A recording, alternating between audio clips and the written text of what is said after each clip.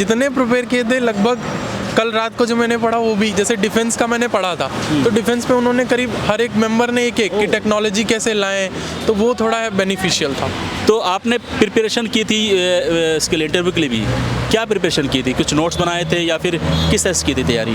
Preparation तो करनी चाहिए, मैंने चैट जीपीटी का खूब यूज़ किया था।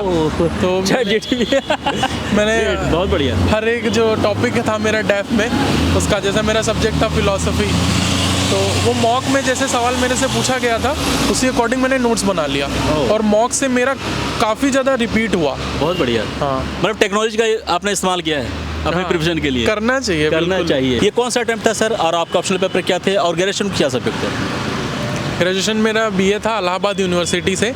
और मैंने पॉलिटिकल साइंस में किया था। मेरा ऑप्शनल क्या? पॉलिटिकल साइंस एंड आईआर है और मैं फर्स्ट अटेम्प्ट है, first interview. First attempt. Language क्या sir? Language English. First attempt में ही इंटरव्यू तक पहुंचना बहुत ही रेयर मुझे दिखता है। आपने जरूर कुछ खास किया होगा अपनी प्रिपरेशन, वो खास क्या था सर? खास तो नहीं कहूँगा, बहुत लोग पहुँच जाते हैं फर्स्ट अटेम्प्ट में, तो नॉर्मल बात है, निकाला भी है लोगों ने, बट ये है कहूँगा कि एक प्रॉपर अप्रोच, थोड़ी क्लैरिटी ऑफ माइंड चाहिए कि आपको। मेरा ये फ्रेमवर्क हमेशा था कि मुझे कम पढ़ के मैक्सिमम, देखो आप पिन पॉइंटेड तैयारी करोगे अगर आप, तो आपको ऑफ कोर्स वहाँ पे चांस ज़्यादा होगा क्लियर करने का। तो पिन पॉइंटेड तैयारी कीजिए, भागिए मत इधर उधर। Pin point two the point पढ़ना है सर। कोई तो होगा आपके पीछे गाइड करने वाला, या कोचिंग वगैरह, कोई कोचिंग ली थी आपने? किस तरह से तैयारी की थी? मैंने तो सेल्फ स्टडी से ही किया है। प्री के बाद मैंने एक मेंटरशिप ली थी, प्रीलिम्स क्लियर होने के बाद, टेस्ट सीरीज मेंटरशिप। बाकी तो मैंने सारा खुद से ही किया। क्या टूल टेक्निक्स, क्या बेस्ट तरीका होना चाहिए कि प्री की हम ऐसी तैयारी करें कि फर्स्ट अटेम्प्ट में ही प्री निकल जाए? कुछ ऐसी चीज़ें।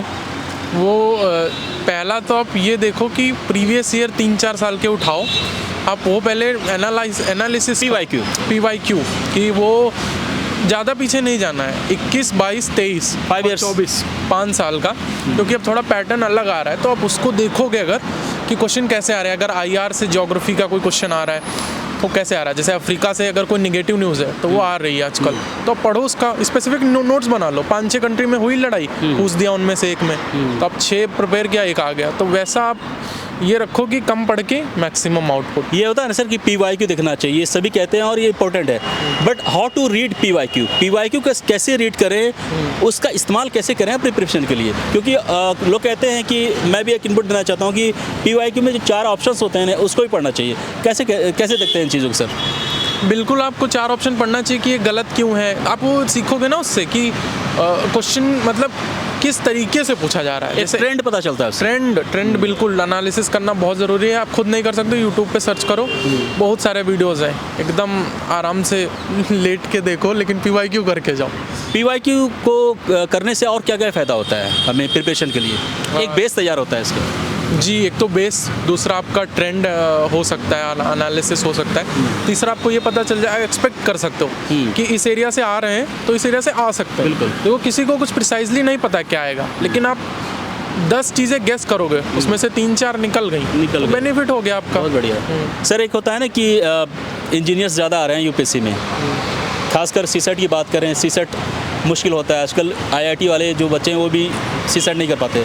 आप BA थे, आर्ट्स आपका बैकग्राउंड था, क्या CSET में कोई प्रॉब्लम नहीं आई आपको? जी, मैंने CSET में मैथ्स ही नहीं है, रीजनिंग और इंग्लिश भी है, तो आप इंग्लिश रीजनिंग से निकाल सकते हो। अगर आप इंग्लिश, मेरी भी इंग्लिश पहले अच्छी नहीं थी, बट मैंने न्यूज़पेपर पढ़ा, एडिटोरियल पढ़ा, उससे वोकैबुलरी अपनी स्ट्रॉन्ग करी, धीरे धीरे आपकी कॉम्प्रहेंडिंग पावर अच्छी हो जाएगी। वही वो चेक कर रहे हैं, आप वो करो, हो जाएगा। तो क्या आपकी यही स्ट्रेटेजी थी कि हम रीजनिंग और इंग्लिश को ही लेके चलें ताकि मैक्सिमम मार्क्स वहाँ से निकल जाए और CSET में क्लियर हो? बिल्कुल, 27 क्वेश्चन इंग्लिश के आते हैं, उसमें मेरा टारगेट था 24-25 सही करने, तो आधा उसी से हो गया।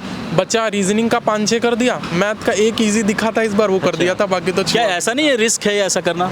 कोई रिस्क नहीं है, इंग्लिश का हर बार आ रहा है 27 क्वेश्चन, करके जाओ, कोई रिस्क नहीं है। और रीजनिंग है ना आपके बैकअप के लिए, मैथ आप भूल जाओ, मैथ बहुत जो इजी, जैसे परसेंटेज वगैरह है, थोड़ा देख लो उसका जो आसान आता है। आपने जो मेंस की तैयारी की थी, प्री के साथ की थी या फिर प्री के रिजल्ट के आने बाद की थी आपने? मेंस की तैयारी थोड़ी तो आपको पहले करनी पड़ेगी।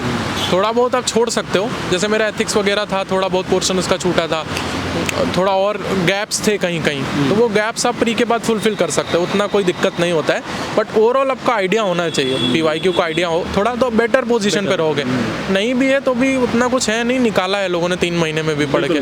सर मेंस में ये माना जाता है आंसर राइटिंग की, जितना अच्छा आंसर राइटिंग आप लिखेंगे उतना बेहतर आप मार्क्स आ सकता है। बेस्ट आंसर राइटिंग लिखने के लिए क्या बेस्ट इंग्रेडिएंट्स होनी चाहिए ताकि हम उस आंसर राइटिंग में दे और you can get high marks? पहला चीज़ तो ये इंग्रेडिएंट आपने बोला, इंग्रेडिएंट इकट्ठा कीजिए। कंटेंट जितना ज़्यादा है उतना ही आप, कंटेंट ज़्यादा मतलब नहीं, क्वांटिटी नहीं, क्वालिटी। जैसे आप, मैंने सब कमेटी का नोट्स बना के रटा था। अच्छा। कि इस कमेटी ने रेकमेंड किया, इसने ये आंसर्स में यूज़ कीजिए। आप स्मार्ट टेक्निक्स को अपनाएंगे तो आपका ईजिली होगा इसमें, वरना आप इसी में फंस जाएंगे। सर आंसर राइटिंग में भी क्या हमें पैराग्राफ या बुलेट पॉइंट्स में लिखना चाहिए? कुछ ऐसा लोग कहते हैं, आपका क्या तरीका है? GS में बुलेट्स में लिखिए, बुलेट्स नहीं, पॉइंट 1 2 3 4 वो, और ऑप्शनल में आप पैराग्राफ में लिखो, या फिर जैसा भी है। अगर मैथ वगैरह है तो उसमें तो नहीं लिख सकते हो।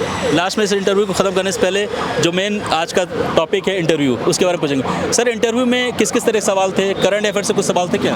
करंट अफेयर से थे डेफिनेटली कुछ क्वेश्चन, बट जनरली वो असेसमेंट बेस्ड थे, एनालिसिस देख रहे थे कि जैसे कोई एग्जांपल एक एग्जांपल, जैसे उन्होंने बोला 2047 बहुत न्यूज़ में है, तो इसका क्या सिग्निफिकेंस है? तो मैंने जैसे बताया कि डेवलप्ड कंट्री हम बनना चाहते हैं, तो उन्होंने बोला कि हम AI को कैसे बैलेंस करें। मैन्युफैक्चरिंग सेक्टर में हमें जॉब तो चाहिए, लेकिन AI से तो जॉब खत्म होंगी।